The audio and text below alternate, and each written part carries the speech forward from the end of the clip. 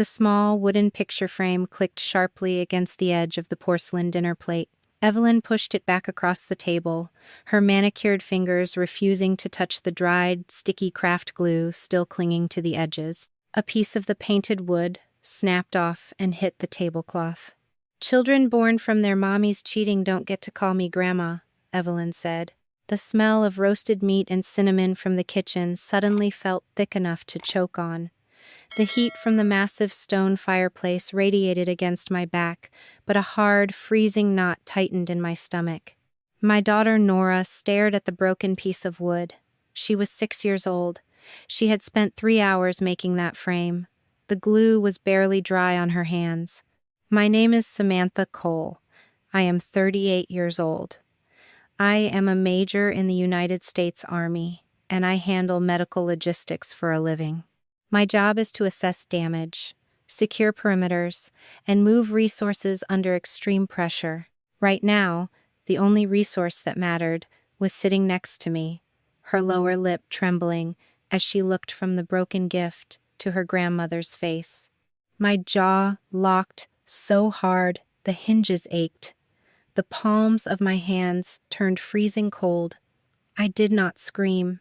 I did not throw my wine glass. I pushed my heavy dining chair back. The wood scraped loudly against the hardwood floor. I dropped to my knees right beside Nora. I took her small, glue-covered hands in mine. I waited until she looked away from the broken frame and finally met my eyes. Her breathing was shallow and fast. "You did absolutely nothing wrong," I told her. I kept my voice steady, utilizing the exact same tone I used during critical briefings. "You are perfect. Do you understand me?" Nora gave a tiny, jerky nod. A single tear spilled over her eyelashes. I stood up. I looked across the table at Ethan. He was 40 years old, my husband of 9 years, the man who had held my hand in the delivery room when Nora was born. He was the one who needed to stop his mother. He was the one who needed to protect his child.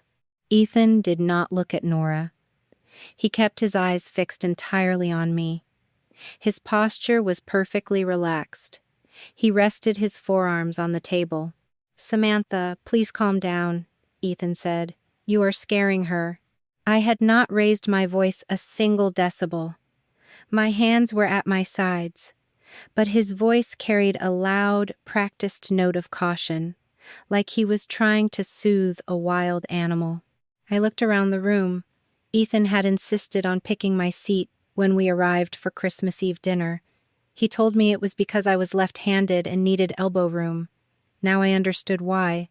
Just behind Robert, my father-in-law, sat a decorative ceramic vase. Tucked neatly between the artificial pine branches and red berries was a smartphone. The camera lens pointed directly at my chair. Owen, Ethan's cousin, sat closest to the vase. He was staring at his dinner plate, his face flushed red, refusing to look up. They had set a stage. They were waiting for the angry, unstable military wife to explode and give them a show. Ethan wanted me to shout. He wanted me to sweep the plates off the table so he could capture my rage on video. I slid my right hand into my jacket pocket. My fingers brushed the cool metal edge of my own phone. It had been recording audio for the last 20 minutes, ever since Evelyn started making passive-aggressive comments about bloodlines over the appetizers. My lawyer, Dana, had told me to document any conversation I was a part of. New York law only required one person in the conversation to consent to a recording. I was that one person.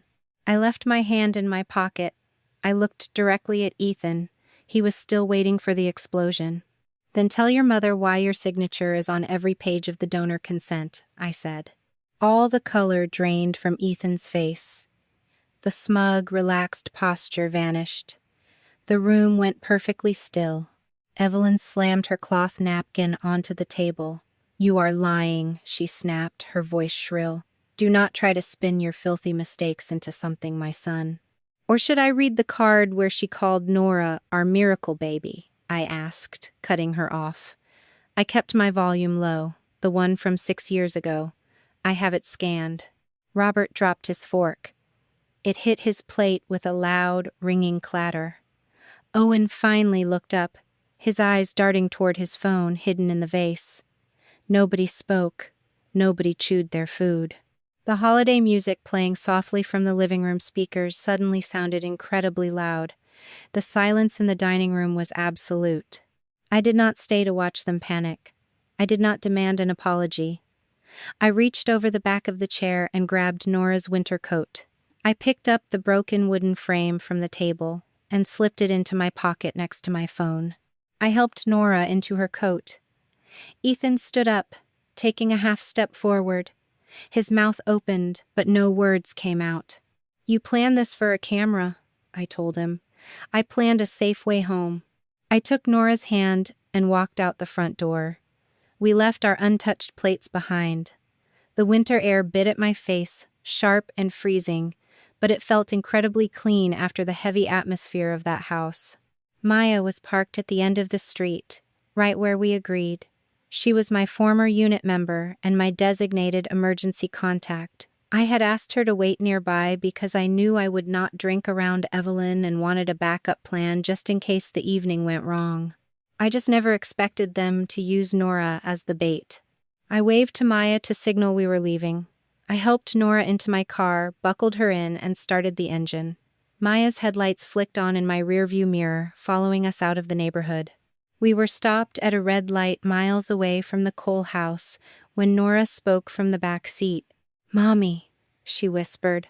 I looked at her in the rearview mirror. She was clutching her small hands together. "Was I born wrong?" she asked. My hands gripped the steering wheel so tight the leather groaned under my palms. I forced myself to loosen my fingers. I took a slow, deep breath. "No, sweetie," I said. "You were wished for, you were chosen, and you are exactly who you are supposed to be. What Grandma said was wrong. None of this is your fault." She rested her head against the window, watching the streetlights pass. We drove to Maya's house. It was quiet, the living room lit only by a small Christmas tree. Maya made hot chocolate and did not ask questions. While Nora sat on the sofa wrapped in a fleece blanket, I stepped into the kitchen and finally took my phone out of my pocket. My family group chat had a new notification. Ethan had sent a video. I tapped play. The video started exactly at the moment I pushed my heavy chair back and stood up from the table. It completely cut out Evelyn refusing the gift. It cut out the sound of the frame breaking. It cut out her calling Nora a child of cheating.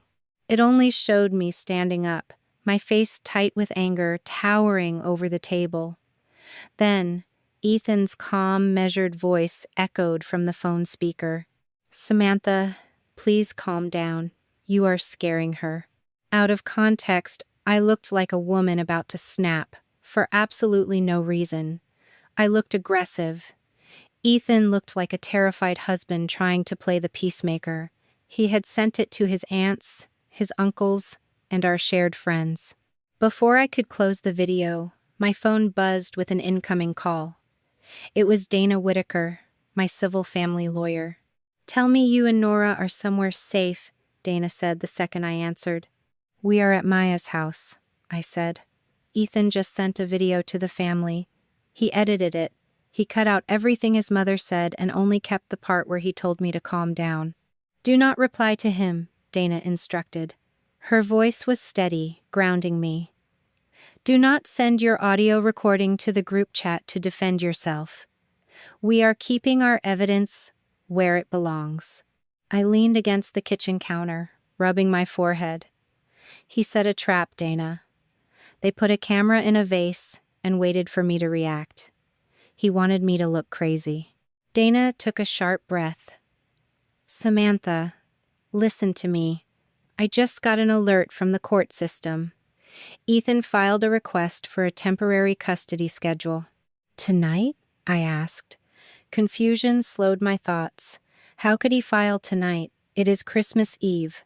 The courts are closed. "He did not file it tonight," Dana said. Her tone carried the weight of a seasoned attorney delivering bad news. "He filed it on December 22nd. 3 days ago." The cold feeling from the dining room rushed back into my chest, heavier this time. He had filed the papers before the dinner even happened, before the gift was given, before the insult was spoken. He claims you are unstable, Dana continued. He cited your military deployment schedule. He claimed you have a history of explosive anger, and that he fears you will take Nora out of the state to keep her away from him. I looked through the kitchen doorway at my 6-year-old daughter. She was blowing softly on her mug of hot chocolate. The broken picture frame was sitting on the coffee table next to her, the words Grandma and Me painted in bright blue letters. Samantha, he did not file because of what happened tonight, Dana told me. What happened tonight was supposed to prove what he had already written about you. I opened the digital document Dana forwarded to my email. I scrolled past his lies about my temper. I scrolled past his request to limit my travel and restrict my rights. I stopped at the final page. Ethan was asking the court for exclusive use of our family home. Morning light crept through the blinds of Maya's guest room, casting pale stripes across the carpet. I sat on the edge of the twin bed, holding a mug of coffee that had gone cold an hour ago. Beside me, Nora shifted under the heavy quilt. She rubbed her eyes, waking up in a strange room on the morning after Christmas. She looked up at me, her small face serious. Why does Grandma hate me? My chest tightened. I set the coffee mug on the nightstand so she would not see my hands shaking. I did not want to tear Evelyn down, and I refused to burden a 6-year-old with the ugly details of adult malice. Grandma does not hate you, I said softly, brushing a tangle of hair from her forehead. But sometimes adults say things that are very wrong, and when they do, it is their job to fix it, not yours. You are exactly who you are supposed to be. Maya stepped into the doorway, leaning against the frame. She held a fresh pot of coffee, her eyes scanning the room. Her gaze landed on the coffee table. The wooden picture frame Nora had made sat next to a stack of magazines. The corner that had snapped off when Evelyn pushed it away lay right beside it. I stood up, walking toward the table. I reached for the broken pieces, intending to throw them in the trash before Nora had to look at them again. No, Nora said, her voice suddenly sharp. She scrambled out of bed and grabbed the larger piece of the frame, pulling it against her chest. I stopped. I did not force her to give it up. I simply nodded, letting her keep the broken gift. We packed our overnight bags in silence. 2 hours later, I sat in a leather chair inside the law office of Dana Whitaker. The room smelled of polished mahogany and old paper. Outside the window, snow drifted down over the empty suburban streets. Dana sat across from me, a legal pad positioned perfectly in the center of her desk. She possessed a quiet, clinical precision that always grounded me when my thoughts started to race. I need the timeline, the attorney said, clicking her pen. Do not give me labels. Tell me exactly what happened. Who started the camera? Owen, I replied. But Ethan told him where to position the lens. Who chose your seat at the table? Ethan. When was the custody petition actually signed? December 22nd, I said. 3 days before the dinner. Dana stopped writing. She looked up, her expression unreadable. Do you have a plan for housing, Samantha? Because if he gets temporary exclusive use of the family home, you and Nora will be out on the street.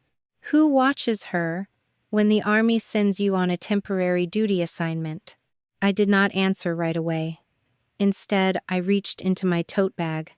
I pulled out a thick, black binder and pushed it across the polished surface of the desk.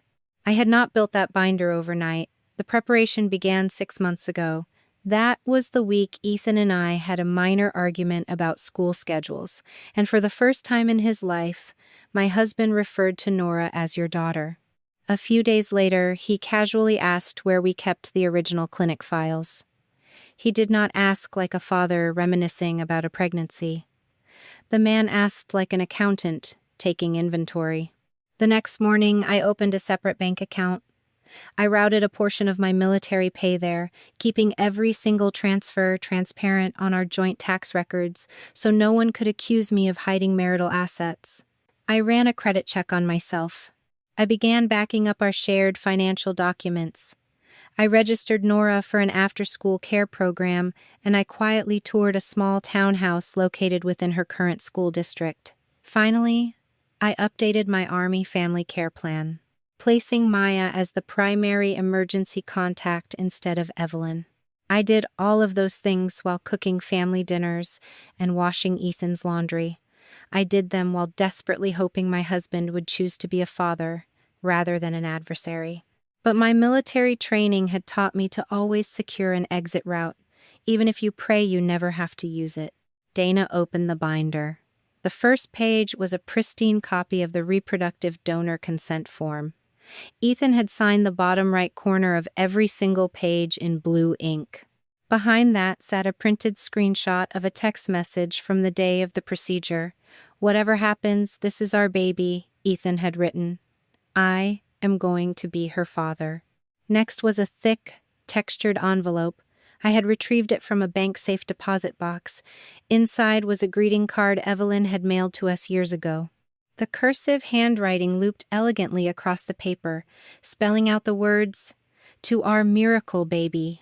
Dana turned the pages slowly, examining the birth certificate, the medical logs, and the school tracking sheets. "He thinks he can use her origin against me," I told the lawyer. "He is telling his family that I cheated. He is letting them believe Nora does not belong there." My phone vibrated violently against the armrest of my chair. A message from Ethan's aunt illuminated the screen. The text demanded to know why I was acting so aggressively and making Nora terrified of her own family. I opened the family group chat. The video Ethan had captured last night was sitting at the bottom of the message thread. It was exactly 2 minutes long. I tapped the screen. The footage began right at the moment I stood up from the dining table. Evelyn was completely out of the frame. The sound of the frame breaking was gone. Her cruel insult was entirely erased. The video only showed me, my face tight with tension, towering over the table while Ethan sat perfectly still. "Samantha, please calm down," his recorded voice echoed from the phone speaker. "You are scaring her." My thumb hovered over the audio file I had secretly recorded in my coat pocket. The file contained the full 20 minutes of the dinner. I wanted to drop it into the group chat right then and there. I wanted every aunt, uncle, and cousin to hear Evelyn reject a child's gift and spit poison at a 6-year-old girl. Dana reached across the desk and placed her hand flat over my phone screen. "Do not send that," the lawyer warned, her voice dropping to a low, serious register. "Nora does not need her biological origin debated in a family group chat. Every piece of evidence we give them now is a piece they can prepare a lie for later. From this moment on, you communicate with Ethan strictly through text messages or a co-parenting application." I pulled my hand away from the phone, taking a deep breath to steady the anger rushing through my veins. I locked the screen and placed the device face down on the desk. "He wants the house," I said, thinking back to the final page of the petition Dana had emailed me last night. Dana flipped to the very back of my black binder, locating the electronic filing Ethan had submitted. "He wants significantly more than the house," she corrected. "He is asking the court for primary physical care of Nora. He wants an order restricting you from taking her out of the local area. He is requesting a psychological evaluation for you, specifically citing your military deployments to prove you provide an unstable environment." I stared at the paperwork. The absolute hypocrisy of his strategy made the air in the room feel thin. To his mother and his extended relatives, Ethan was loudly claiming Nora was the product of infidelity. But within the legal system, he was presenting himself as the devoted, stable father protecting a child from an erratic mother. He was using the very paternity he publicly denied as a weapon to strip away my custody. Dana closed the heavy binder, folding her hands on top of the black cover. "He will use the marital home as a pressure point," she explained. "If you stay under that roof, Ethan will initiate a Cold War. He will make sure Nora feels the tension every single day to provoke another reaction from you. Are you prepared to move out to avoid a confrontation? I thought about the empty townhouse I had toured months ago. It was small. It did not have a massive stone fireplace or a sprawling backyard, but it was safe. I have been ready to move for 4 months, I answered. Dana nodded in approval. She slid a single printed sheet of paper across the desk toward me. Good, the attorney said. Because Ethan filed his request early, hoping to catch you off guard during the holidays, the court has granted his request for an expedited temporary hearing. We are scheduled for the morning of January 3rd. I looked down at the date printed on the court notice. We have 9 calendar days to build our defense, Dana continued, her tone completely flat. But with the holidays and weekend closures, we really only have 3 working days to prove you are the better parent. January 3rd arrived with a biting wind that rattled the heavy glass windows of the county courthouse. My civilian blazer felt entirely too light against the deep chill radiating from the marble hallway floors. Dana stood beside me, reviewing a stack of manila folders, her expression offering nothing but professional focus. The heavy double doors at the end of the corridor swung open. My husband walked through, flanked by his mother. Ethan wore a perfectly pressed navy suit, his posture relaxed, projecting the exact image of a reasonable and deeply concerned parent. Evelyn trailed half a step behind him, carrying a designer handbag and wearing a look of rehearsed sorrow.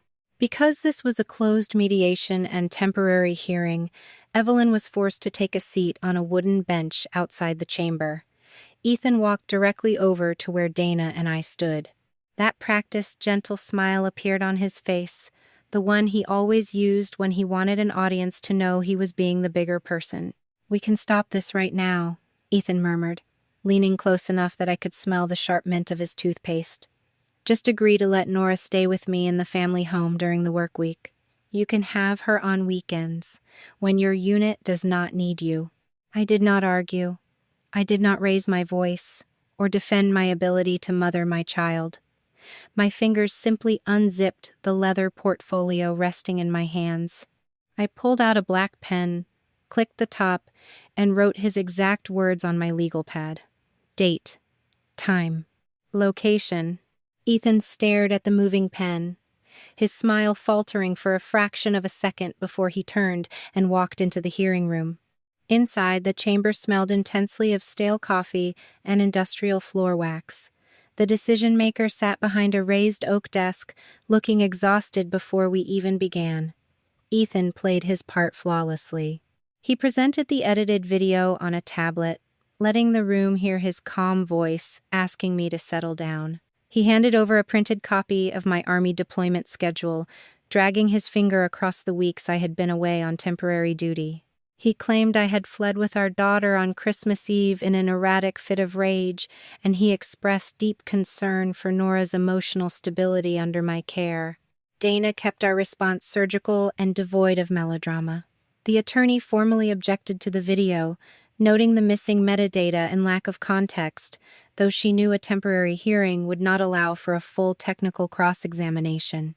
When the magistrate asked if I had removed Nora from the family gathering abruptly, I answered yes. I stated simply that the child had just been publicly insulted and needed to be removed from a hostile environment immediately. The legal system did not hand down swift justice that morning.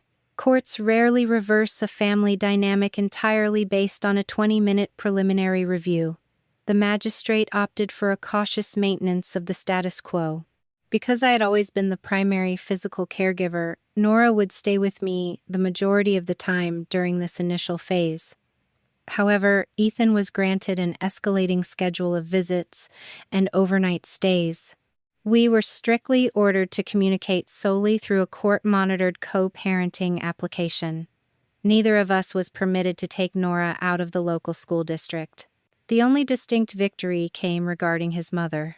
Evelyn was strictly barred from having any unsupervised contact with my daughter until a full psychological evaluation of the family dynamics could be completed.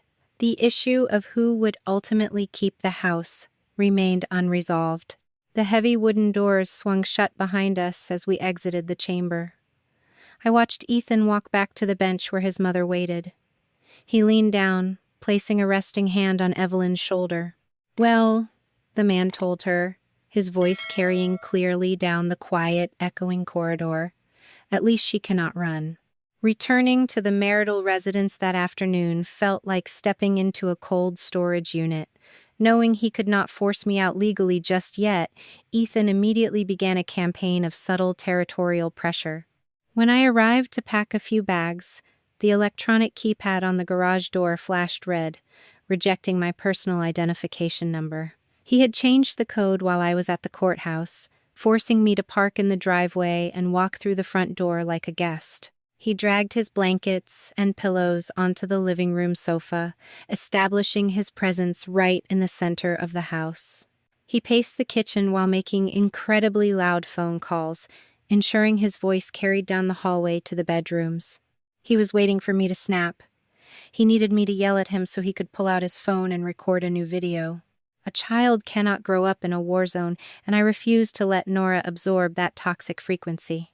I sat on the edge of the guest bed, pulled up the property management portal on my phone, and electronically signed the lease for the townhouse I had toured months ago. It sat securely within Nora's current school district. An hour later, a text message from an unknown number appeared on my screen. I recognized Evelyn's syntax immediately. The message accused me of dragging a coal heir down to a tiny, cramped rental out of pure spite, claiming it was no place to raise a child. I deleted the message without replying. I pulled 3 cardboard boxes from the garage and packed only my personal items and Nora's clothes. My phone camera clicked continuously as I documented the condition of every room, every piece of furniture left behind, and every shared asset untouched.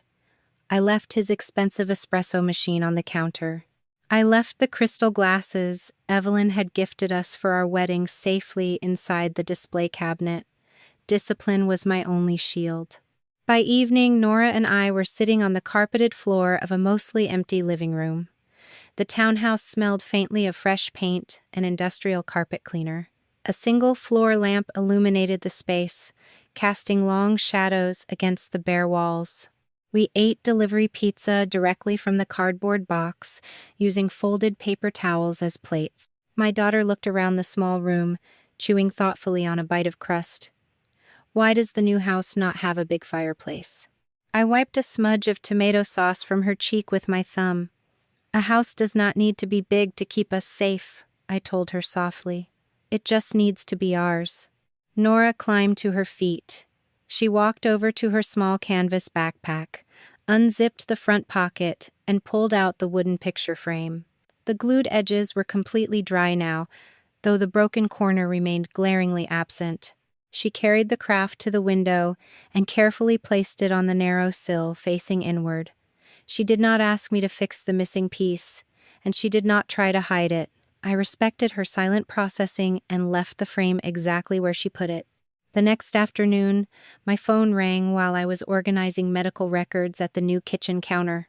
The caller identification displayed the name of the reproductive clinic. I answered on the second ring, wedging the device between my ear and shoulder while I continued sorting paperwork into file folders. "Major Cole," a woman's voice said.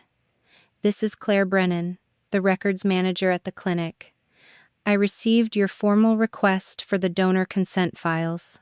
"Thank you, Claire," I replied, stacking a pile of immunization records. "I need certified copies sent directly to my attorney's office." "We can absolutely process that today," the manager noted, her tone suddenly shifting into a space of professional caution. "But I wanted to call you directly because there is a flagged note in your file. Your husband also contacted our office recently." My hands stopped moving.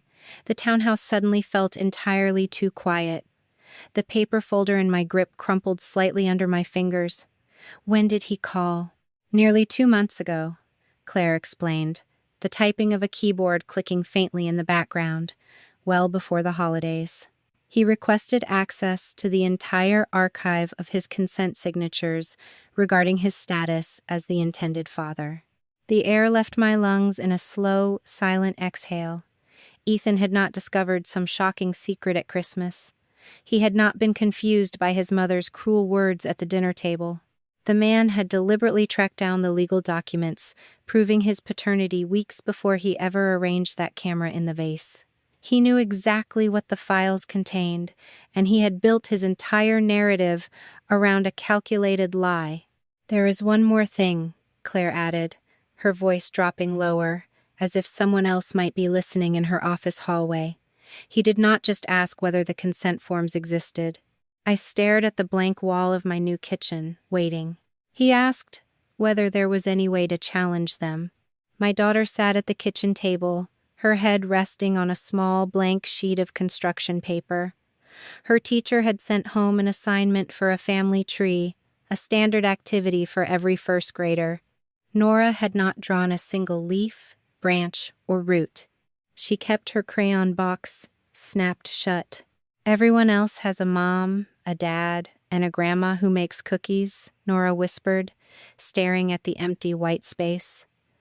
"My grandma says, 'Real ones only love children with the right blood.'" I felt the familiar sharp ache in my throat, but I forced my face into a calm, neutral mask.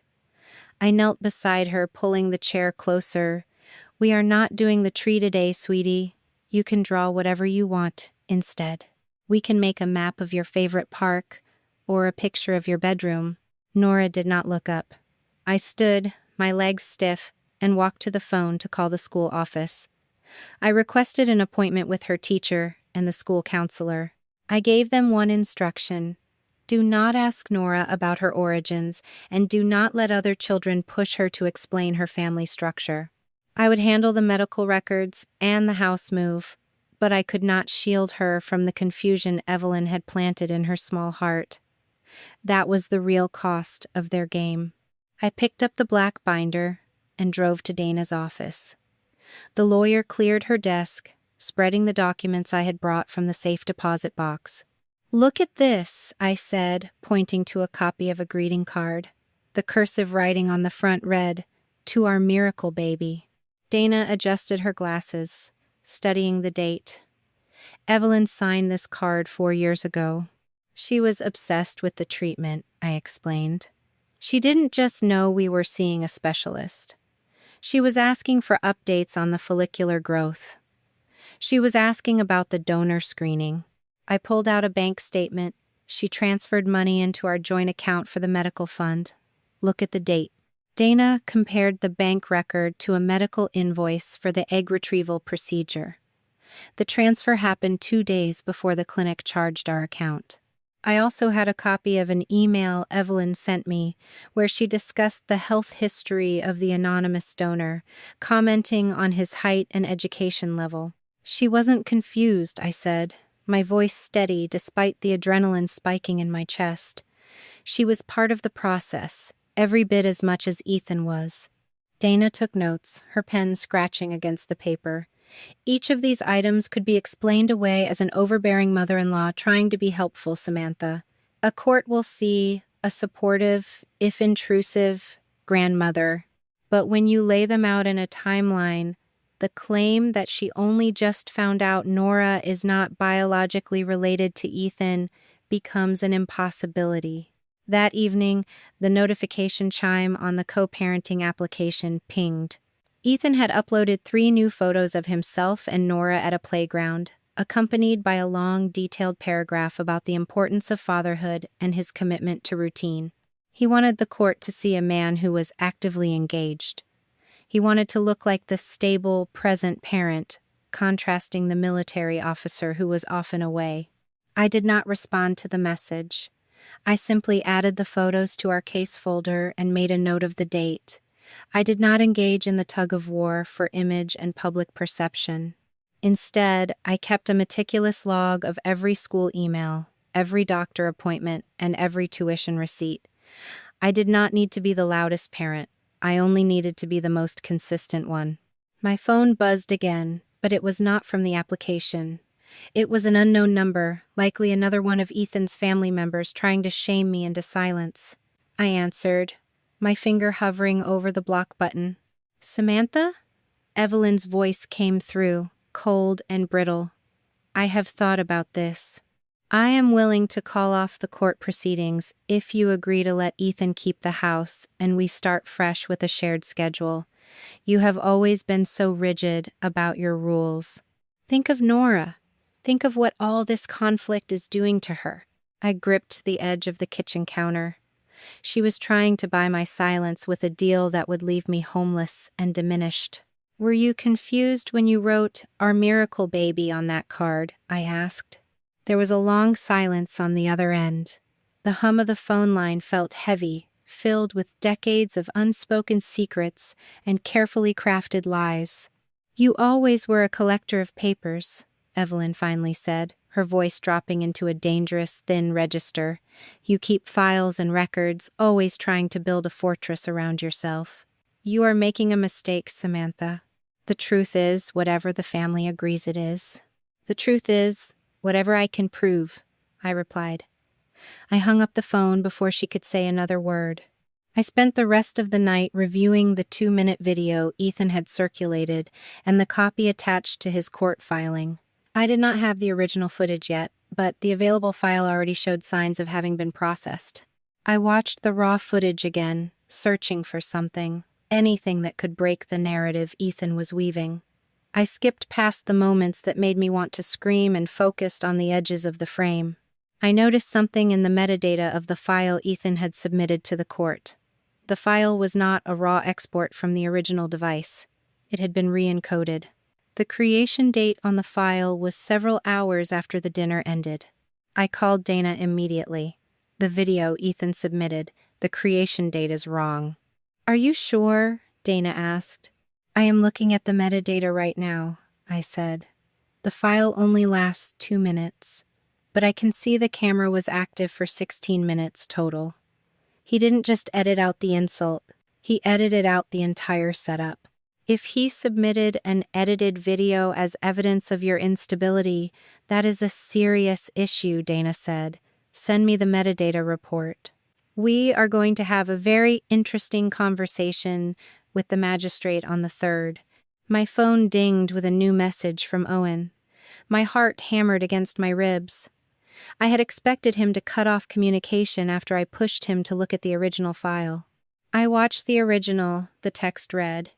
Ethan told me something that was not true. We need to talk without him knowing. I stared at the screen, the blue light reflecting in the dark window of the townhouse. The trap was beginning to fail. Not because I had rushed into a fight, but because Ethan had failed to realize that every lie required another, more complicated one to support it. The walls were closing in, and for the first time, I felt the ground beneath my feet begin to solidify. I would not win by shouting. I would win by waiting for them to run out of stories. The local coffee shop smelled of burnt espresso and wet wool. I chose a corner booth, pulling my coat tight around my frame.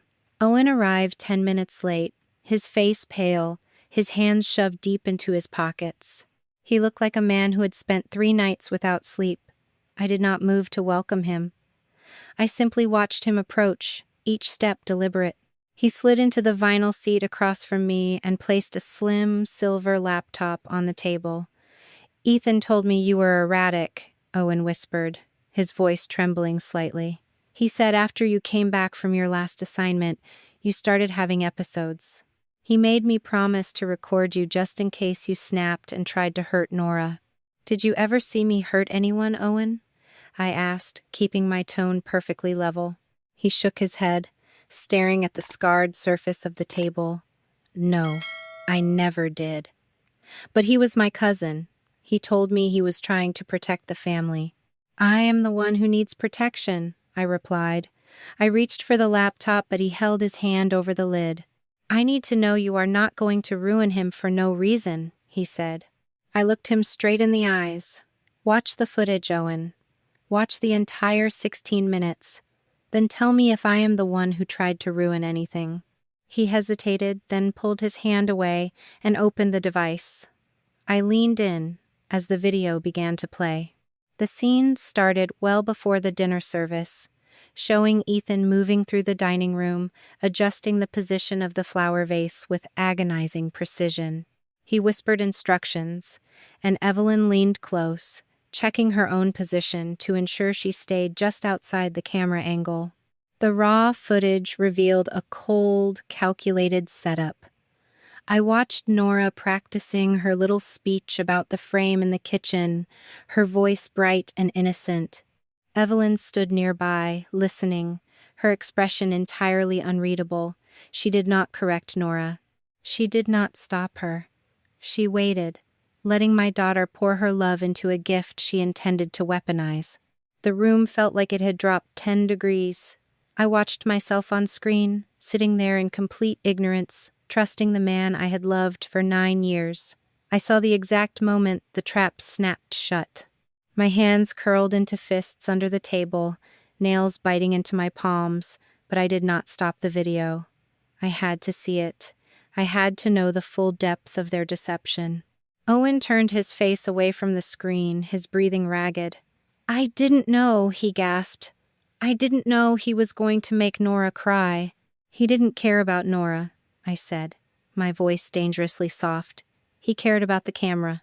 Owen reached for the trackpad and clicked a file folder, dragging it onto a thumb drive.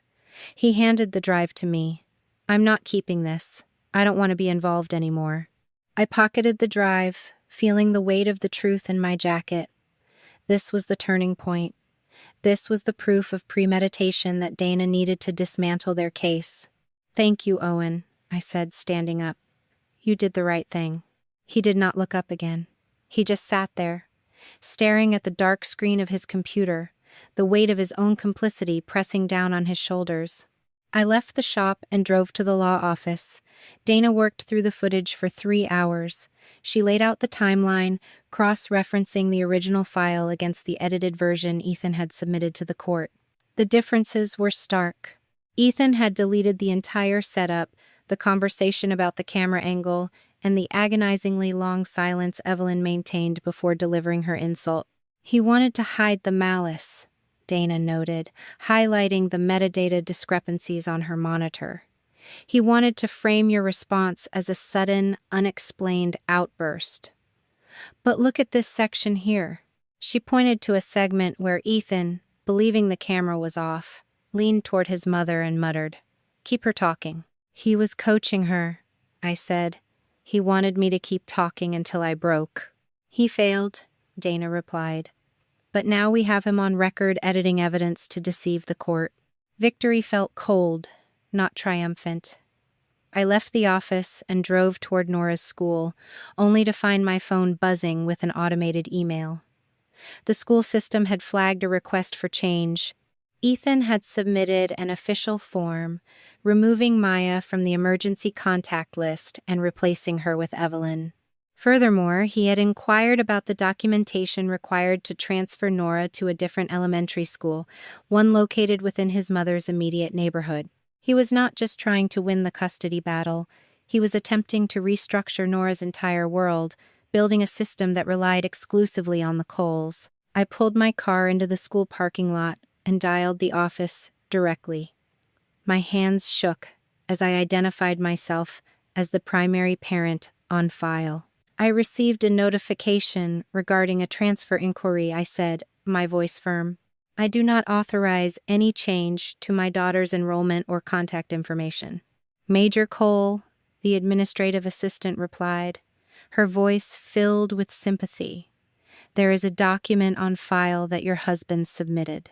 He claims you are being deployed on a permanent change of station, and he has identified Evelyn Cole as the stable, long-term caregiver."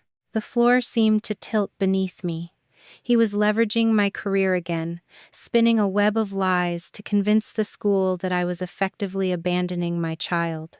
"I am not being deployed," I said, fighting to keep my voice steady. "And my husband does not have the authority to speak for my child's education.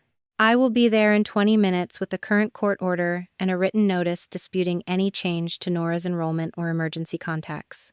I hung up the phone and looked out at the playground. Nora was there, standing near the swings, looking small and isolated against the vast expanse of the yard. I had to be faster. I had to be smarter. Ethan thought he was playing a game of chess, moving pieces to isolate me, but he had forgotten that I had spent years studying his every move. I would not let them turn my daughter into a pawn in their pathetic game. The evaluator from the court arrived at my townhouse on a Tuesday morning. I did not spend the previous evening polishing silver or arranging fresh flowers to project an image of effortless wealth. Instead, I focused on the practical reality of our daily life.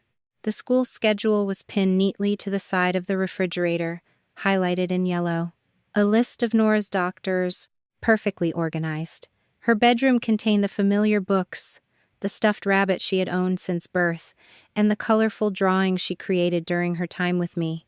It felt like a home, not a showroom. The evaluator was a middle-aged man with a notebook and a professional, detached air. He toured the living room, checked the bedroom, and spent several minutes examining the logistics board on the fridge. He asked me directly if I wanted Ethan out of Nora's life entirely. "I do not want him to disappear," I answered, my voice calm. "I want Nora to have a father who protects her. Currently, Ethan has not demonstrated that he is capable of prioritizing her well-being over his own agenda." He wrote that down without expression. He then asked to see the plan for childcare during my upcoming work rotation. I handed him the printed file, detailing the certified after-school program, the neighborhood carpool arrangements, and Maya's role as the primary emergency contact. Every detail was planned, documented, and ready for inspection. When he visited Ethan's residence, the experience was markedly different. Through the subsequent report and Dana's summary, I learned that Ethan's home was a masterclass in performative stability. Every room looked like a page from a high-end design magazine, meticulously curated for the visit. But despite the court's warning, Evelyn was present, hovering in the kitchen while Ethan gave the tour. When Nora returned to my townhouse after that visit, she climbed onto my lap and whispered that Grandma had told her she only had to be good because I was keeping a secret. I did not press her for details. I did not ask her to repeat the conversation. I simply reached for my notebook, recorded the date, the time, and the verbatim account of what she told me, and then reported the incident to her therapist. The sessions with the child therapist were excruciating to sit through, even from the waiting room. My daughter was struggling to navigate the pressure of being caught between two different worlds.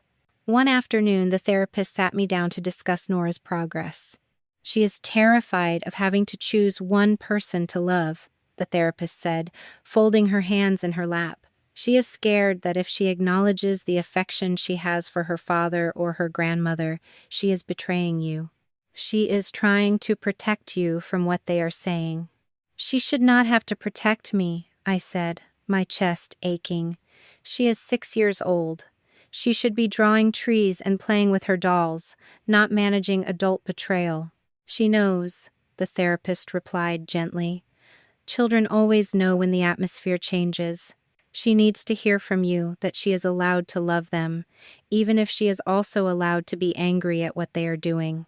I spent that evening telling Nora exactly that.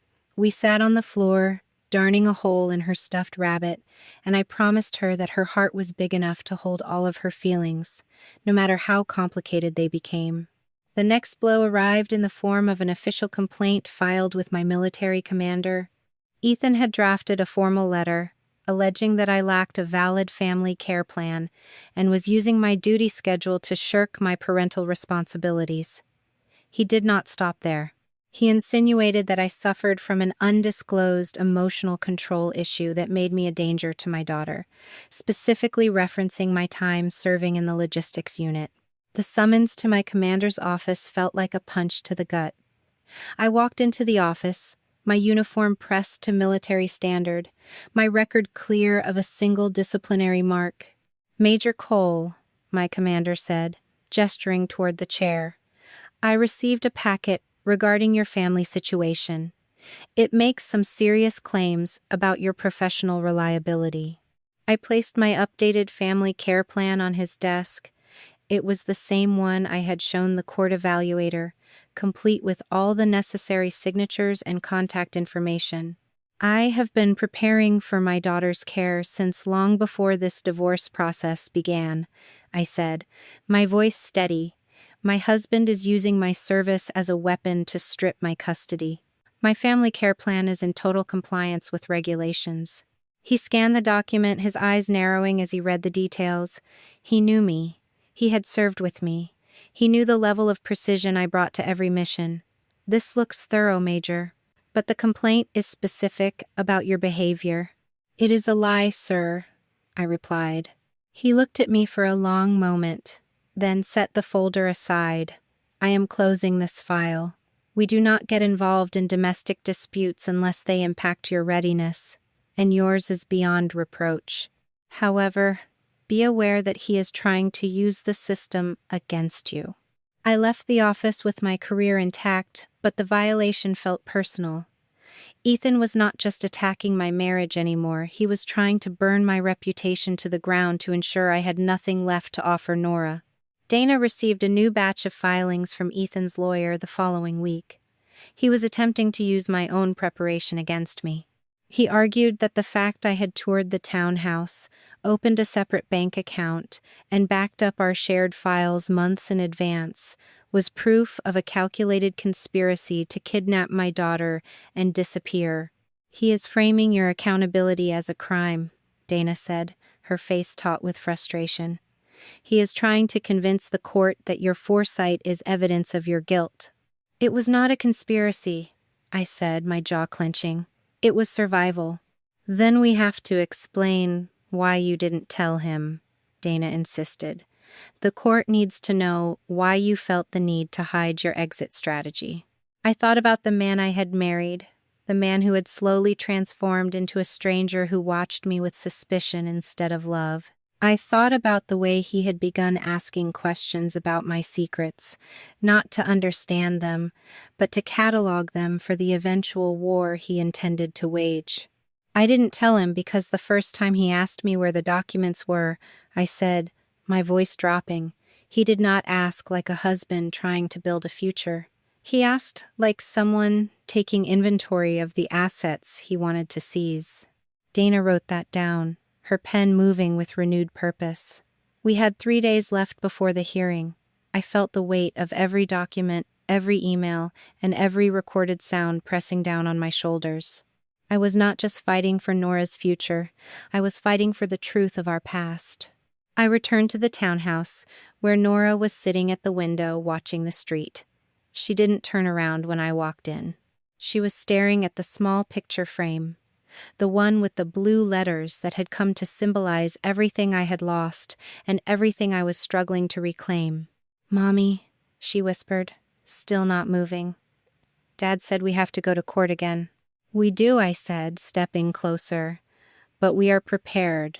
We are going to show them exactly what happened." "What if they don't believe you?"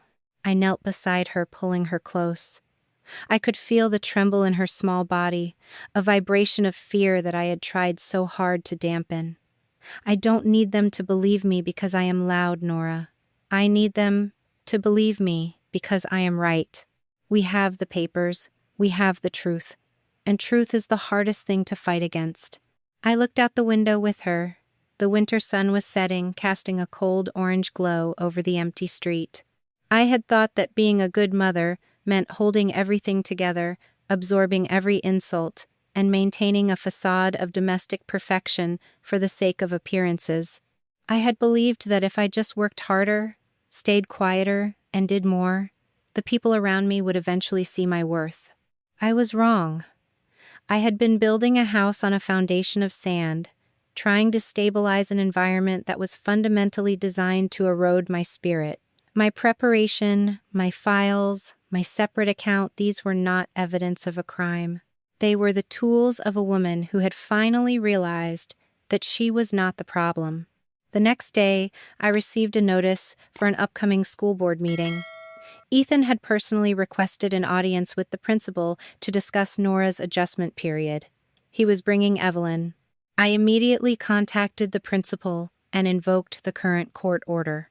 I made it clear that while Ethan was Nora's father, the court had restricted Evelyn from participating in educational discussions due to her history of inappropriate contact. "I am protecting my daughter's right to an education," I told the principal, my voice leaving no room for negotiation. I will be there to ensure the order is upheld. When I arrived at the school, Ethan was already waiting by the front doors. Evelyn stood beside him, clutching her bag, her eyes narrowing as I walked up the path. "You are not allowed to be here, Evelyn," I said, my voice projecting clearly across the schoolyard.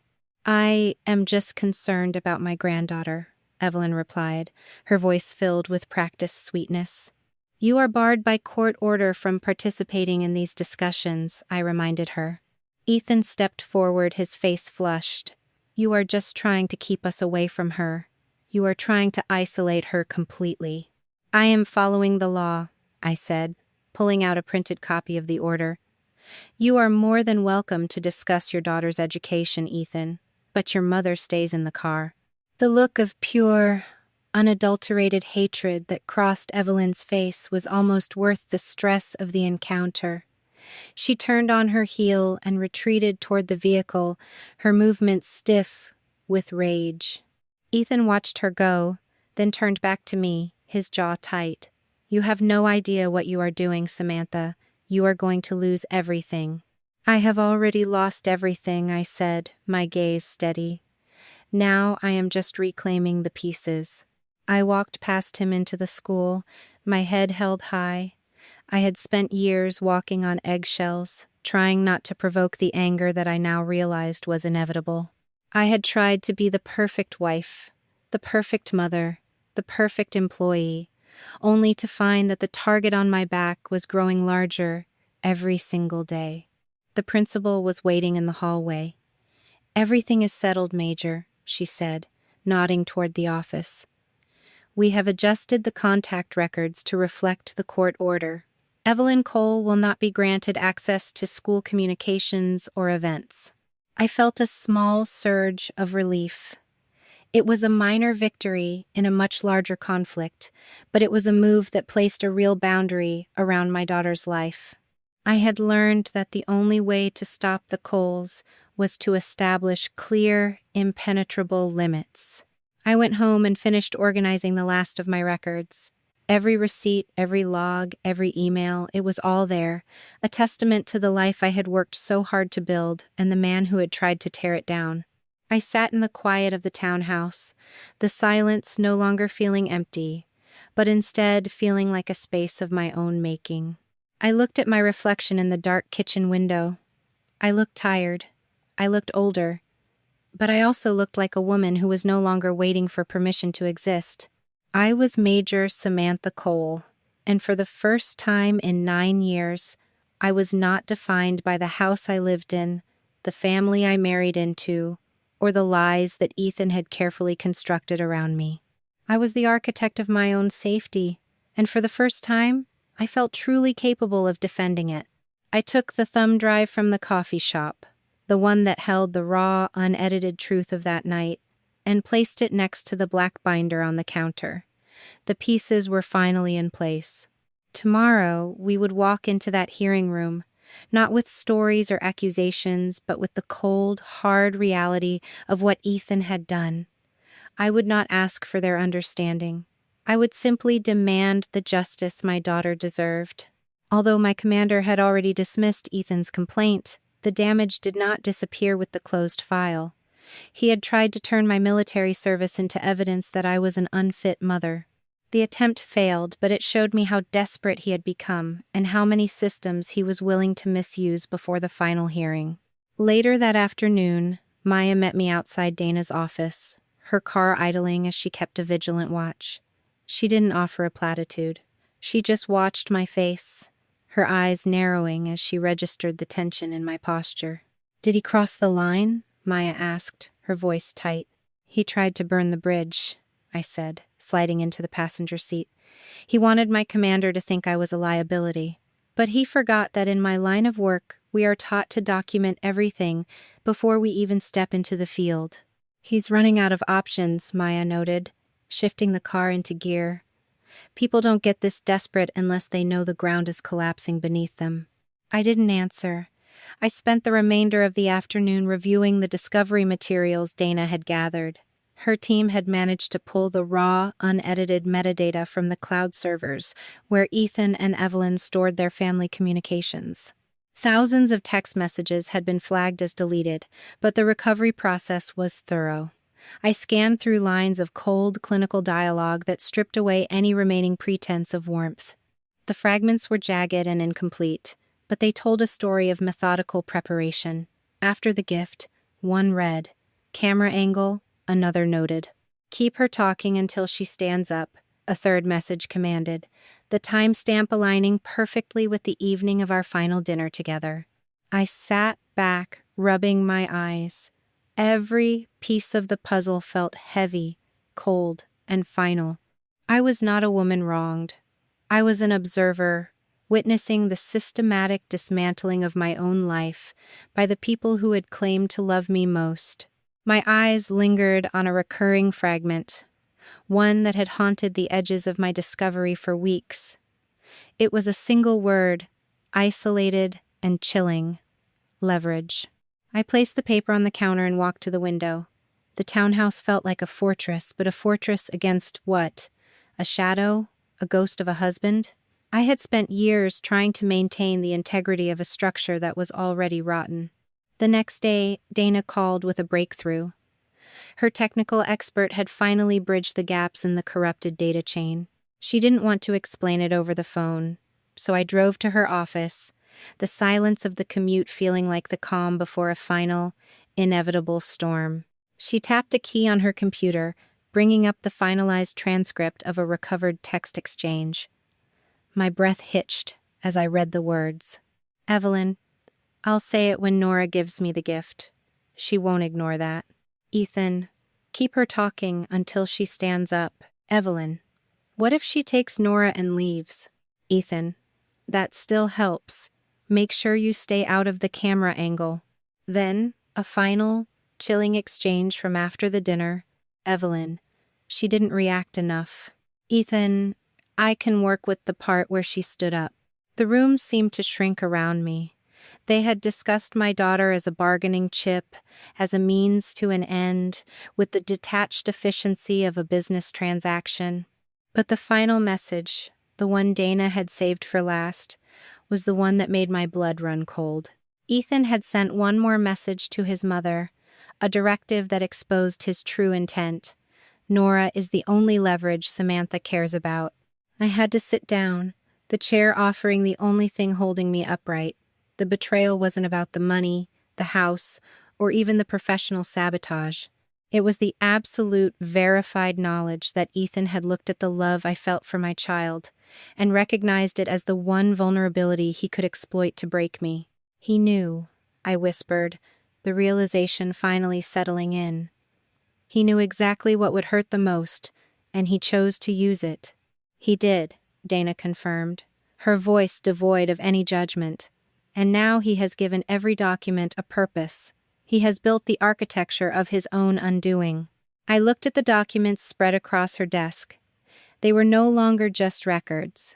They were a roadmap of malice, a chronicle of a betrayal so absolute that it had stripped away every lingering doubt I carried.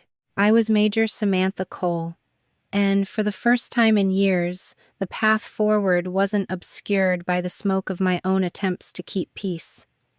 It was clear, it was precise, and it was going to be total. A massive dollhouse appeared on the front porch of my townhouse 2 days later, boxed in heavy cardboard and wrapped in a bow that looked like it belonged on a corporate gift basket. A card was tucked into the ribbon, written in Evelyn's practiced, looping script. She claimed she wanted to offer a peace gesture, a way to move past the unfortunate misunderstanding of the holidays. Nora stood in the doorway, staring at the box with wide eyes. She wanted to play with it, her fingers hovering over the wrapping paper, but she looked back at me first, her expression fragile and questioning. She was terrified that if she accepted the gift, she would be betraying the mother who had taken her away from the shouting. I knelt down, keeping my face even. I did not want to be the woman who threw away her child's joy out of spite. "You can have the toy, Nora," I told her, my voice steady, "but you do not have to accept the apology attached to it." Nora touched the bow, then pulled her hand back. She didn't want the dollhouse. She understood, in her own 6-year-old way, that the gift was an attempt to overwrite the hurt, not fix it. I kept the box sealed and wrote a short, firm note on a piece of stationery. I didn't get angry. I didn't threaten. I simply stated that Nora was not accepting gifts in place of accountability. I had a courier return the box to Evelyn's address, leaving it on the very spot where she had once made it clear my daughter was not family. My father-in-law, Robert, arrived at the local coffee shop later that afternoon. He didn't bring Ethan. He walked in alone, his shoulders hunched, looking older and more tired than I had ever seen him. He sat across from me and placed a faded, tattered family calendar on the table. "She knew," Robert said, skipping the pleasantries.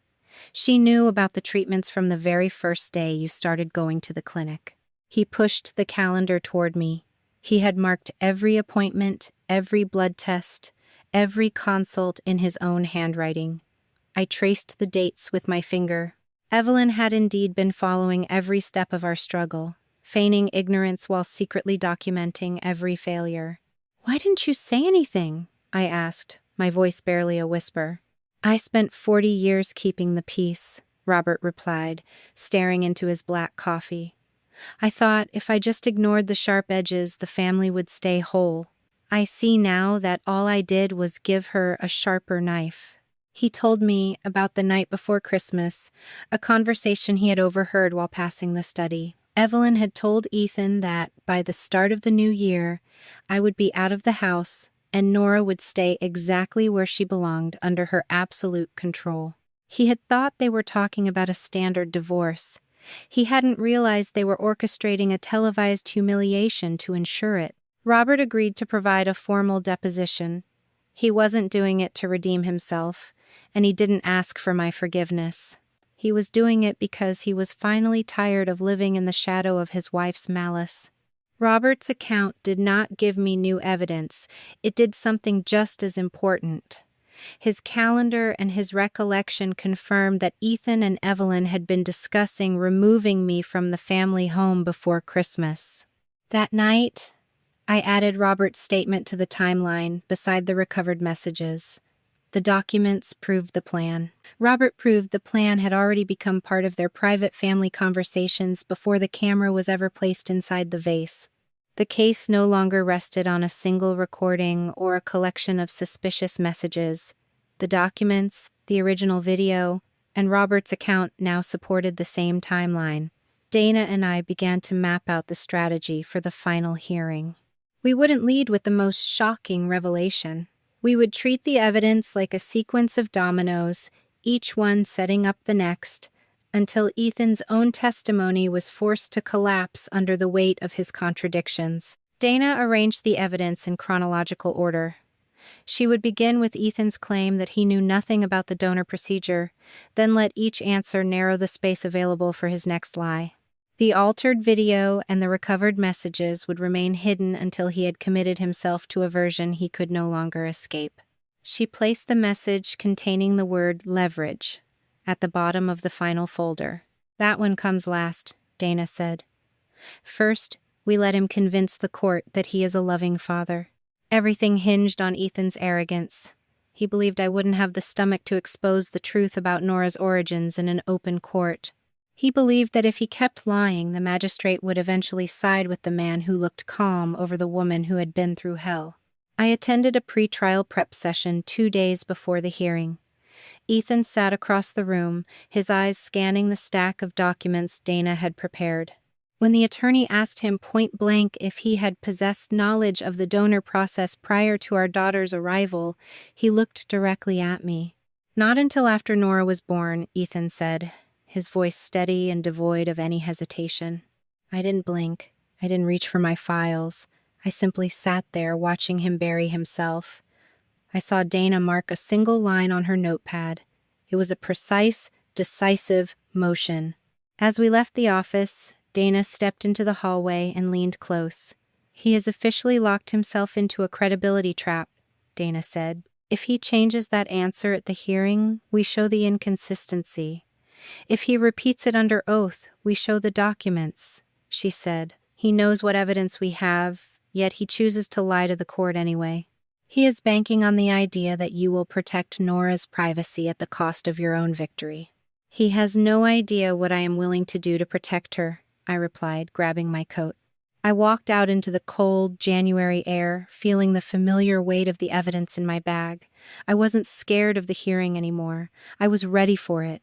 Ethan and Evelyn had spent years perfecting their performance, but they had forgotten one essential truth. A lie can only hold up if everyone involved tells the same version. When I stood up in that court, I wouldn't be playing their game. I would be presenting the reality they had tried so hard to erase. The silence of the commute back to the townhouse wasn't heavy anymore. It felt like space. It felt like the absence of noise I had been waiting for since the very beginning. I wasn't just a military officer anymore. I was a witness to my own life, and I was finally ready to testify. The courtroom was small, airless, and smelled of lemon furniture polish. I sat at the table with Dana, my hands resting flat on the mahogany surface. Across from us, Ethan sat beside his attorney in a charcoal suit that made him look like a grieving spouse. Evelyn waited on the rear bench, clutching a lace handkerchief until she was called to testify. Ethan had dressed in a charcoal suit that made him look like a grieving spouse, while Evelyn clutched a lace handkerchief, her posture suggesting a woman burdened by the cruelty of a world that refused to understand her. The magistrate began by asking Ethan to state his knowledge of the conception process, once again giving him the opportunity to tell the truth. He looked at me, his gaze fleeting, before he shook his head slowly. "I did not know the specifics of the procedure until after Nora was born," he said, his voice dropping to a somber whisper. "I trusted my wife, and I was shocked when the details eventually came to light." Dana didn't react.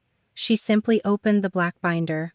"I am submitting Exhibit A," she said, her voice cutting through the stillness. She handed a stack of documents to the bailiff. "These are the original reproductive clinic consent forms. Every page bears the signature of Ethan Cole, dated 3 months before the transfer. Every page was witnessed by a clinic administrator." The room grew quiet. Ethan leaned forward, his face shifting from somber to confused. "I signed a lot of papers. I didn't know what they were at the time." "You didn't know you were signing consent for a donor procedure?" Dana asked, her tone dry. "I trusted her," Ethan insisted, his voice rising. "She handled everything." Dana turned to the next exhibit. Exhibit B. "A text message from your phone sent to Samantha the night of the procedure. It says, 'Whatever happens, this is our baby. I'm going to be her father.'" Ethan stared at the projection of the text on the courtroom screen. He looked at his mother, but Evelyn was staring at her hands, her face as still as stone. "I was trying to be supportive in the moment," Ethan said, his justification beginning to fray. "I wanted to save the marriage." Exhibit C, Dana continued, never breaking her rhythm. She projected a series of school records, birth certificates, and cards Ethan had written for Nora over 6 years. Each one ended with "Love, Dad." "You spent 6 years being her father," Dana said, walking toward him. "You signed her papers. You paid her tuition. You celebrated her birthdays. And yet, when the marriage reached a point of conflict, you decided to use her biological origin as a weapon." Exhibit D. She projected the recovered text message. "Nora is the only leverage Samantha cares about." The magistrate stared at the screen for a long time. The silence stretched until it felt like a physical weight in the room. "I only said that because she was being unreasonable about the divorce," Ethan shouted, his composure finally shattering. He pointed a shaking finger at me. "She wouldn't give me the house. She wouldn't talk to me. I had to find a way to make her listen." "So you decided to treat your 6-year-old daughter like a negotiation tool?" Dana asked. "Ask her!" Ethan cried, turning toward his mother. "Ask her if she knew what I was going to do. She was the one who told me that a mother like Samantha only cares about the child." Evelyn finally looked up, her expression hardening into a mask of pure indignation. "I never told you to do that, Ethan. I told you that Samantha would use the child to keep you out of the house. I never said to make Nora a leverage. That was your own obsession." "You edited the video!" Ethan accused, his voice cracking. "You were the one who told me where to put the camera." "I suggested we document the truth of her behavior," Evelyn countered, her voice rising to match his. "I did not tell you to cut the footage. You did that yourself, so you could look like the victim." The room erupted into a cacophony of accusation. It was not a grand, dramatic confrontation of villains. It was the pathetic, ugly sound of two people realizing their conspiracy had failed and deciding that the best way to survive was to devour one another. I didn't say a word. I didn't have to. The magistrate sat there, pen suspended in the air, watching them destroy each other's credibility in real time. "Enough," the magistrate finally said. The room went dead silent. Ethan and Evelyn sat back, their faces flushed with rage and terror. "I have seen enough to determine that the evidence shows that Ethan Cole, with the active assistance of Evelyn Cole, participated in a deliberate effort to manufacture and misrepresent an incident for use in these proceedings," the magistrate said, looking at Ethan, then at Evelyn. "The request for primary custody is denied. The child will remain in the primary physical care of Samantha Cole. Ethan Cole will be granted a restricted, escalating visitation schedule, provided he participates in mandated co-parenting counseling. Any unsupervised contact with Evelyn Cole is strictly prohibited until a licensed professional deems it safe for the child." I took a deep, steadying breath.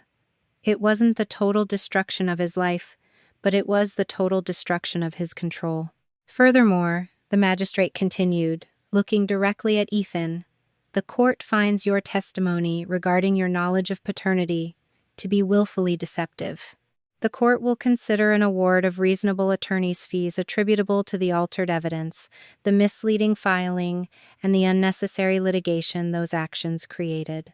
The amount will be determined after counsel submits billing records." I stood up, gathering my files. I didn't look at Ethan. I didn't look at Evelyn. They were already too busy blaming each other for the ruin they had invited upon themselves. The bailiff opened the door, and I stepped out into the hallway. The air felt different here. It wasn't just cooler, it felt clear. I walked out of the courthouse and toward the parking lot, the sound of the city traffic rising to meet me. My phone buzzed in my bag, a message from the child therapist. "Nora wants to meet Ethan in a therapy session," the message read. "She has a question for him. She requests that you are present as well."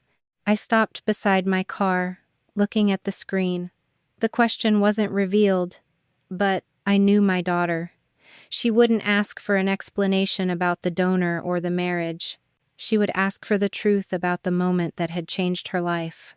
I didn't fear that meeting. I didn't fear the truth anymore. I climbed into my car, started the engine, and drove home to my townhouse, knowing that for the first time in years, the only story that mattered was the one I was choosing to live. The therapy office smelled of cedarwood and stale coffee, a scent that had become the backdrop for the most difficult conversations of my life. Nora sat on the floor, her small, pale hands busy with a box of building blocks. Ethan occupied a chair in the far corner, his posture rigid, his eyes fixed on the blank wall as if he were trying to memorize every crack in the plaster. I took my seat by the door, feeling the weight of the last few months pressing down on my shoulders. We had spent weeks in this room, unraveling the threads of a life that had been built on silence and calculated deception. Today, however, felt different. The air in the room was brittle, charged with the kind of tension that precedes a collapse. "Nora," the therapist said, her voice soft and inviting, "you told me you had a question for your father." Nora didn't look up from her blocks. She carefully placed a blue one on top of a yellow one, her brow furrowed in concentration. She was 6 years old, Yet in that moment, she seemed to possess a clarity that made the two adults in the room look small and clumsy. "Dad," she said, finally turning to look at Ethan. "Were you there when Grandma said I wasn't yours?" Ethan shifted in his chair. He looked at me, then at the therapist, his face pale and strained. "Nora, honey, everything is very complicated right now. It is a grown-up situation that you do not need to understand." Nora didn't blink. She just kept her eyes on his face. "Were you there?" she repeated, her voice steady and demanding. Ethan glanced at the therapist, who remained silent, waiting for him to answer the question himself. He hung his head, his hands clenching into fists against his knees. "Yes," he whispered. "I was there." "Why didn't you make her stop?" He had no answer. He could talk about misunderstandings, about complex legal situations, or about his own hurt feelings, but none of those words could reach the simplicity of her question. He sat there, a 40-year-old man, silenced by a 6-year-old child's refusal to accept an excuse. Nora didn't cry. She just turned back to her blocks and added another one to the tower. "Okay," she said, her voice quiet. When she eventually asked to go home, she called him Ethan, not Daddy. I didn't correct her, and I didn't push him to change how he felt. I simply held her hand as we walked to the car, feeling the fragile strength in her grip. In the weeks that followed, the new reality of our lives began to take shape. Ethan had to move into a small, sterile apartment downtown, a place that felt more like a dorm room than a home. He spent his weekends participating in mandatory parenting therapy, where he had to learn how to exist as a father without using his child as a tool for leverage. He sent me a text one evening, his tone brittle and defensive. He claimed that the court orders and the therapist were turning Nora against him, and he blamed me for the distance that had grown between them. I looked at the screen, feeling nothing but a distant, cold clarity. I opened the co-parenting application and typed my response. I did not teach her what happened, I wrote. She was in the room. I didn't send anything else. I didn't argue. I didn't defend myself. I just closed the application and turned the phone off. Evelyn was the next one to attempt a reclamation of the past. She sent a letter to the townhouse, written on heavy cream-colored cardstock. It was an apology of sorts, though it mostly focused on how Nora had misunderstood her meaning during the holidays. She spoke of legacy, of family ties, and of the importance of traditions that I had apparently sought to destroy. I didn't open the letter. I didn't show it to Nora. I simply marked it as returned to sender and left it in the mailbox, watching from the window as the postman collected it the following day. My daughter didn't need to know that the woman who had once claimed to be the guardian of her future was still trying to manipulate the narrative of her past. Gossip had a way of circulating through our community, and the truth about the video, the audio recording, and the clinic records had eventually made its way into the hands of our former friends and family. Some people chose to believe the version of the story they felt most comfortable with, while others finally saw the reality of what had occurred. I didn't care which group they belonged to anymore. I stopped explaining myself at the grocery store, at school, and at the office. I was Major Samantha Cole, and my worth was not determined by the opinions of those who had stayed silent while my life was being disassembled. Robert, my father-in-law, moved out of the big house on the hill not long after the final court appearance. He didn't come to me looking for redemption or a fast track back into Nora's life. He simply showed up at a coffee shop one afternoon and sat across from me in silence, looking like a man who had finally laid down a burden he'd been carrying for decades. We established a new, guarded relationship. He was permitted to see Nora in public settings, provided that we never discussed his wife or his son. He held to that boundary with a solemn respect that I had never expected from him. He finally understood that he had lost the right to be a patriarch the moment he allowed the integrity of his family to be traded for the convenience of his own comfort. The townhouse began to feel less like a temporary landing strip and more like a sanctuary, I finished the final organizational tasks of my military records and secured a promotion that kept me in a stable, stationary role for the next 2 years. I stopped asking the Coles for permission to be successful.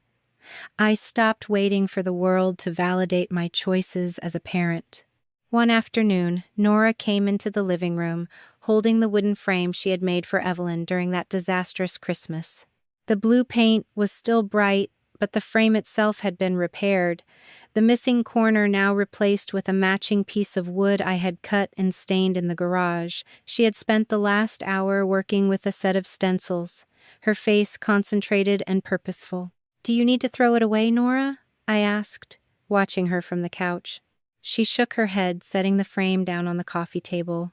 She had carefully scraped off the words that had once declared a love for her grandmother, and in their place, she had used white paint to write Mom and me. "I don't have to throw away the love I gave," she said, her voice sounding older than her 6 years. "I just have to make sure I give it to someone who deserves it." The sentiment hit me with a force that made my breath hitch. She had learned a lesson that I had spent nearly 4 decades trying to understand. Love was not a finite resource to be guarded, but a gift to be placed carefully. It did not lose its value simply because the person receiving it had turned out to be hollow. Another gift from Evelyn arrived later that week, a package wrapped in expensive embossed paper. I didn't open it. I didn't even bring it inside the townhouse. I left it in the mailbox until the courier arrived to take it back. I looked at my reflection in the dark kitchen window. I looked tired. I looked like a woman who had been through a war, but I also looked like someone who had come out the other side. I was a mother. I was an officer. And I was, for the first time in my life, completely and utterly the author of my own piece. I looked at the frame on the table, the words Mom and me catching the late afternoon light. Family was not a title that someone could claim by right of blood, nor was it a label that could be forced upon us by custom or expectation. It was a commitment. It was a choice made every single day, in the way we listened, the way we protected, and the way we stood up for each other when the world tried to tear us apart. I sat there as the sun dipped below the horizon, watching the shadows grow long against the walls of my own making. The echo of the past had finally gone quiet. The noise of the Coles, the threats, the manipulated recordings, and the hollow apologies, all of it had receded into the distance, leaving behind the only truth that had ever mattered. Nora climbed up onto the sofa beside me, resting her head against my shoulder. I could feel the steady, rhythmic beat of her heart against my arm, a reminder of the miracle that had brought us to this moment. We had lost the house, the tradition, and the illusion of a picture-perfect family, but we had gained something far more durable. We had gained the ability to see things as they truly were, without the filter of other people's expectations. I realized then that the silence wasn't empty at all. It was full of potential. It was the space where my daughter could finally grow into the person she was meant to be, unburdened by the weight of lies she had never asked to carry. I had fought to save her from the destruction of her father and grandmother, but in the process I had saved myself. I looked at the photograph inside the newly painted frame, a picture of Nora and me taken on a simple Tuesday afternoon. We were smiling, not for a camera or for an audience, but because we were happy. It was a small, quiet moment, but it held more meaning than any of the elaborate scenes Ethan had ever tried to orchestrate. I was Major Samantha Cole. I was Nora's mother. And as the stars began to appear in the clear winter sky, I knew that I would never again allow someone else to decide who we were. We were our own family, forged not by blood or obligation, but by the quiet, resilient act of choosing one another again and again against all odds. The night was peaceful, and for the first time in years, I didn't worry about what the next day would bring. I knew we would be ready, not because we were perfect, but because we were finally, completely true. The hardest lesson I had to learn was that you cannot fix a foundation that was built to fail, and no amount of quiet endurance can turn a hollow house into a home. If you are standing in a situation where you feel you must constantly sacrifice your dignity, your peace, or your child's well-being just to maintain the image of a perfect family, I want you to stop. You have been taught that being a good wife, a good mother, or a good daughter means absorbing the insults and staying silent to keep the peace, but that is a dangerous lie. Peace that is purchased at the cost of your self-worth is not peace at all. It is merely a slow, quiet surrender. True family is not a title, a role, or a name on a legal document that you are obligated to honor regardless of how you are treated. It is a meritocracy of trust and safety. When someone uses your love as a weapon, when they turn your child into a piece of leverage in a game of control, they have forfeited their seat at your table. It takes immense courage to walk away from the life you worked so hard to build, especially when you have invested years in the hope that if you just did enough, everything would finally be enough. But you must realize that you are not responsible for the brokenness of others, and you are certainly not responsible for healing the wounds they refuse to acknowledge. Your strength is not measured by how much you can endure, but by your clarity in setting boundaries and your resolve in defending them. Document your reality, trust your instincts, and never apologize for protecting your sanity or your children from those who would use you. You do not owe your silence to anyone who treats your boundaries as an inconvenience. You are the architect of your own sanctuary, and you have every right to decide who is allowed to enter. I know how heavy that silence feels when you are sitting in the middle of a life that isn't working, wondering if anyone else sees the cracks you've been patching over for years. Have you ever stayed in a relationship or a family dynamic longer than you should have, simply because you were terrified of what people might say if you finally decided to choose yourself? If you are living that story right now, I want you to know that you are not alone, and that your capacity to love is not a weakness to be exploited, but a precious resource that you deserve to protect. What is the one boundary you have been afraid to set because you were worried about being labeled the villain, even when you knew you were the only one trying to tell the truth?